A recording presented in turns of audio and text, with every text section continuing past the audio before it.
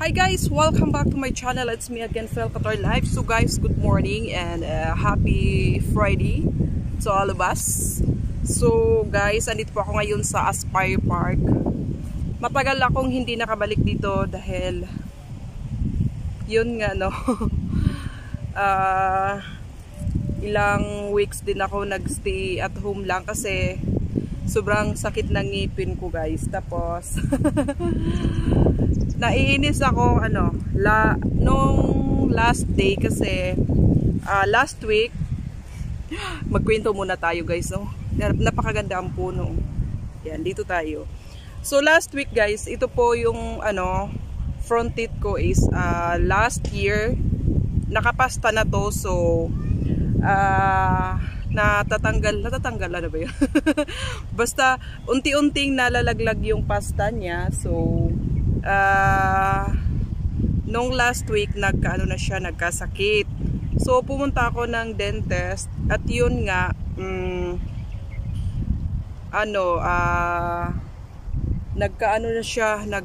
nagkabutas na din ang ilalim.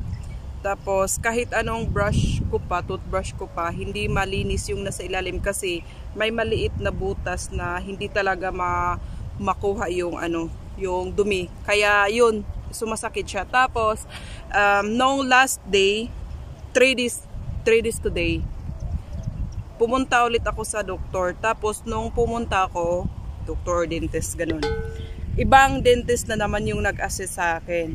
Tapos alam nyo ba, kaya nga nagpunta ako kasi masakit. So ang ginawa ng dentist, pinukpok niya itong sa ko. Parang ginanon niya kung masakit ba. Syempre masakit. Napasigaw tuloy ako, no. So ayun, paikliin na natin yung ating kwento habang ako'y naglalakad-lakad. So yun na, mas lalong sumakit. Sabi ko, ganun pala yun. Kailangan pa talagang pukpukin para malaman yung sakit. Nainis talaga ako guys. Tapos yun na, ito ay lang ha guys, update ng aking health. So ayan, binigyan ako ulit ng ng gamot. So dinagdagan siya ng antibiotic at saka dinagdagan yung dosage niya para pag talaga yung niya sakit, medyo maibsan man lang. Tapos 1 week na naman siya, 1 week na naman ako maghintay matapos yung gamot, saka i-root canal siya. Tapos yun na, andito ako ngayon kasi sobrang naiirita na po ako kakatambay doon sa bahay, kaya minabuti ko muna ang maglakad-lakad dito. So dahan-dahan lang tayo, medyo mahangin. Maaga kami dito guys kasi mamaya dusty. Ngayon windy, so mamaya-maya ayan, medyo bad na yung weather. So minabuti namin na maagang nagpunta dito. So ayan, magwo-walking lang ako dito. So ayun na nga guys, no, ang hirap. Sabi ko, pag Pilipinas pa lang to, pinabunot ko na to. Dito kasi guys, sabi ng dentist, wag mo nang bunutin habang may paraan pa kasi daw, strong pa yung ngipin, parang ganon. Pero pag kung ako lang pa desisyonin, pabunot ko na to kasi ako din naman ang nahihirapan pero wala tayong magagawa kung ayaw bunutin. So ayun guys, no, ang hirap. Tapos parang nabibingi na ako kakainom ng antibiotic at saka yung Brufen na parang nakakabingi talaga siya guys. So ayun, nawala na yung kasama ko. Dalawa kami ni nanay, hindi kasama yung mga bata. Yung nanay ko lang po, pero naghihiwalay po kami. So ayan guys, tapos pagkatapos namin dito, magbe-breakfast kami. So matagal-tagal din ako hindi nakabalik dito guys. At saka yung palaruan ng mga bata is close.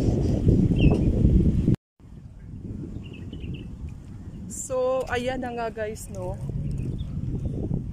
Medyo malayo-layo na rin ang aking nilalakad. Kasi ang lawak ng park guys. Ang ganda pa ng weather. Medyo mainit na mahangin pero okay lang. Mamaya-maya nito is ano na siya, maalikabok. Ang plano kasi namin ngayon is dahil weekend, papunta ng ano ba yun? Yung zoo sa Alcor Park. May zoo kasi doon. Pero yun na nga, bad weather later. So stay at home lang kami mamaya. Kaya nabuboring yung dalawang bata. So ayan na nga guys, no, diba ang ganda ng ano, yung Torch Tower. Kaso sobrang ano, sobrang init. Saka ano guys, tumataas ang case ng ano dito, viral na virus. Kaya sa pagkakaalam ko, 2 weeks po walang pasok yung mga alaga ko. Sa school lang po nila. Ewan ko sa ibang school. Kasi yung sa school nila is may nagka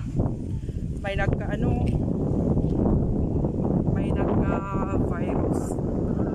So walang pasok good for 2 weeks. So online lang sila. Kaya tumaas yung ano dito. Tumaas yung cases dito. So ayan guys, napakaganda yung ating fountain. Atin talaga. So ayan. Lalakad. Wala akong nakikita ano. Mga duck.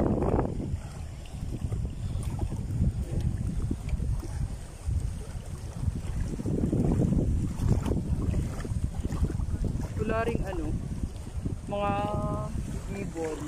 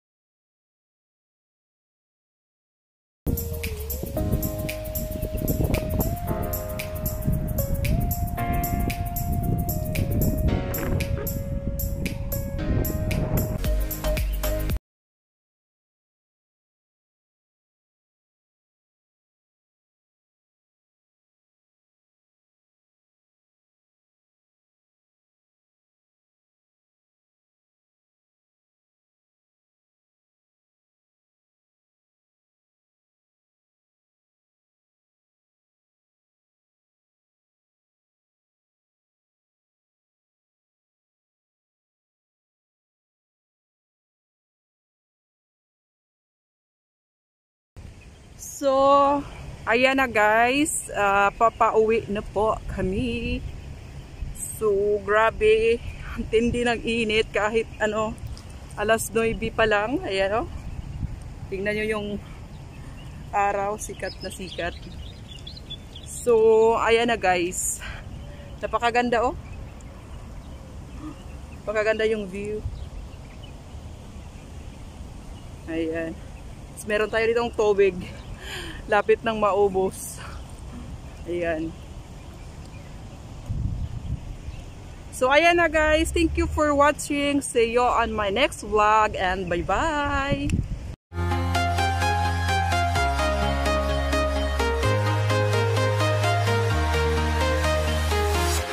I'm walking alone, the streets are empty. The only thing I can see is my own silhouette. I'm getting stronger, step by step. The clock is ticking, but there's no time for regrets.